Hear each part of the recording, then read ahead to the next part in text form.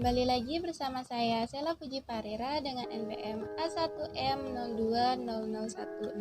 Tentunya masih di dalam video pembelajaran filsafat pendidikan. Oke teman-teman, pada materi kali ini kita akan membahas tentang filsafat pendidikan sebelum abad ke-20. Lalu, apa saja topik yang akan kita bahas pada hari ini? Yang pertama, kita akan membahas tentang bagaimana latar belakang munculnya filsafat. Yang kedua, kita akan membahas bagaimana filsafat pendidikan sebelum abad ke-20. Dan yang ketiga, kita akan membahas tentang bagaimana metodologi ilmu pendidikan sebelum abad ke-20. Dan yang terakhir, kita akan membahas tentang bagaimana mazhab-mazhab filsafat pendidikan. Oke teman-teman, kita akan membahas materi yang pertama, yaitu bagaimana latar belakang munculnya filsafat. Nah, kegiatan manusia yang memiliki tingkat tertinggi adalah filsafat, yang merupakan pengetahuan benar mengenai hakikat segala yang ada sejauh mungkin bagi manusia. Bagian filsafat yang paling mulia adalah filsafat pertama, yaitu pengetahuan kebenaran pertama yang merupakan sebab dari segala kebenaran. Menurut Al-Kindi pada tahun 801 sampai 873 Masehi. Selanjutnya, metode filsafat adalah metode bertanya. Objek formal filsafat adalah rasio yang bertanya, dan objek materinya semua yang ada. Maka menjadi tugas filsafat mempersoalkan segala sesuatu yang ada sampai akhirnya menemukan kebijakan universal. Menurut Thornycroft dan Michael II mengartikan ilmu filsafat sebagai ilmu tentang bertanya atau berpikir tentang segala sesuatu atau apa saja dan bahkan tentang pemikiran itu sendiri dari segala sudut pandang, thinking about thinking. Nah, oke, itulah tadi pembahasan pada topik yang pertama. Selanjutnya kita akan membahas pada topik yang kedua, yaitu bagaimana filsafat pendidikan sebelum abad ke-20. Adapun yang pertama, perkembangan filsafat umum menyatakan berpijak pada pemikiran Bodjawitna pada tahun 1986. Menyatakan bahwa periode perkembangan filsafat dapat dibagi menjadi 4, yaitu 1. Filsafat Yunani, 2. Filsafat Hindu, 3. Filsafat Islam, dan 4. Filsafat Eropa atau filsafat modern. Selanjutnya yang kedua yaitu perkembangan filsafat pendidikan. Terdapat beberapa poin. Yang pertama, pengertian filsafat pendidikan, di mana filsafat pendidikan adalah pelaksanaan pandangan falsafah dan kaidah falsafah dalam bidang pendidikan yang mencerminkan satu segi dari segi pelaksanaan falsafah umum dan menitik beratkan kepada pelaksanaan prinsip-prinsip dan kepercayaan-kepercayaan yang menjadi dasar falsafah umum dalam menyelesaikan masalah-masalah pendidikan secara praktis. Nah, pemikiran-pemikiran permulaan filsafat pendidikan berkembang dalam tingkat humanisme relativistik, humanisme ilmiah, dan humanisme literal. Menurut Arbi pada tahun 1988 halaman 42 sampai 64. Adapun humanisme relativistik memandang kebenaran tak dapat dicapai.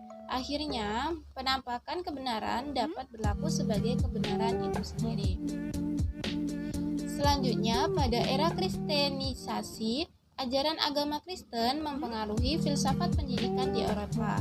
Paham yang menonjol mewarnai pendidikan adalah humanisme religius. Perkembangan filsafat pendidikan selanjutnya diwarnai oleh filsafat empirisme yang diprakarsai oleh John Locke pada tahun 1632 sampai 1704, yang dikembangkannya dari gagasan Comenius. Pokok pemikiran yang ditekankan oleh John Locke adalah menjadikan pengalaman kedirian jalan satu-satunya kepada pengetahuan mengenai dunia fisik. Pemikiran selanjutnya yang mewarnai filsafat pendidikan adalah naturalisme romantik dan pendidikan nasional. Selain itu, muncul pula ide pendidikan progresif yang didasari oleh paham progresivisme yang dimulai dari pembaharuan-pembaharuan dalam bidang politik, ekonomi, dan masyarakat dengan menilai kembali doktrin-doktrin tradisional dalam agama filsafat. Oke, materi selanjutnya yaitu bagaimana metodologi ilmu pendidikan sebelum abad ke-20. Adapun beberapa metodologi, yang pertama yaitu metodologi tongkat pertama menurut Aristoteles menyatakan bahwa metodologi ilmu dibangun oleh dua pola berpikir, yaitu deduktif dan induktif, di mana deduksi dan induksi, di mana deduksi adalah pola berpikir yang bertolak dari yang umum ke khusus, sedangkan pola induksi merupakan kebalikan dari pengertian pola deduksi. Metodologi yang kedua yaitu tongkat kedua menurut Francis Bacon. Menurut Bacon, jiwa rasional mempunyai 3 macam daya, yaitu 1 ingatan, 2 imajinasi, 3 pikiran. Daya ingatan menciptakan sejarah, daya imajinasi menciptakan puisi, dan daya pikiran menghasilkan filsafat. Dan yang ketiga yaitu tongkat ketiga, perkembangan abad ke-19, di mana sebagai tokoh yang pertama pada masa tongkat ketiga ini, John Stuart Mill berusaha merumuskan teknik-teknik induktif untuk menilai hubungan antara kesimpulan dengan evidensi atau hal-hal yang menjadi sumbernya. Next, materi yang terakhir yaitu bagaimana mazhab-mazhab filsafat pendidikan.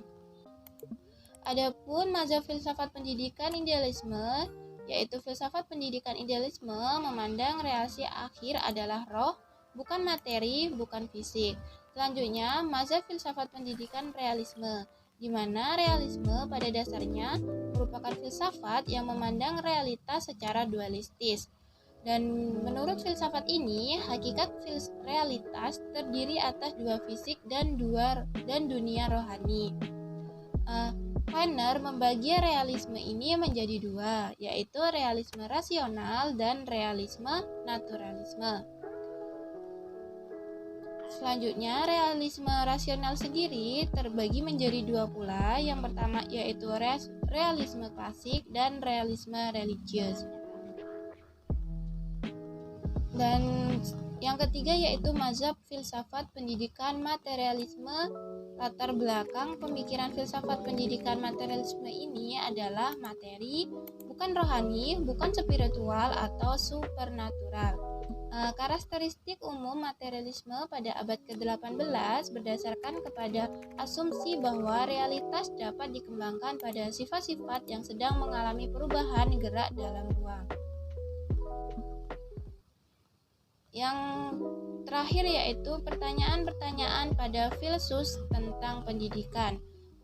Pertama, para pendidik atau penganut Plato menjawab semua anak harus mendapatkan pendidikan yang sama paling tidak sampai usia 20 tahun. Nah, Plato yakin bahwa siswa harus dididik sesuai dengan kapasitas masing-masing. Yang kedua yaitu penganut Dewey, pendidikan harus diberikan kepada mereka, anak yang tertarik atau yang butuh, atau bagi orang tua yang membutuhkan anaknya mendapatkan pendidikan. Oke teman-teman, itu tadi materi singkat pada hari ini. Semoga dapat dipahami oleh teman-teman semuanya, dan sampai jumpa pada video pembelajaran selanjutnya.